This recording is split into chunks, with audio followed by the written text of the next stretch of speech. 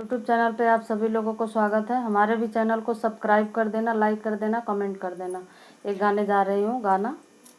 UP में ration कम में मिले, यूपी में हर जगह मिलेला 5 किलो राशन, हर जगह मिलेला 5 किलो राशन।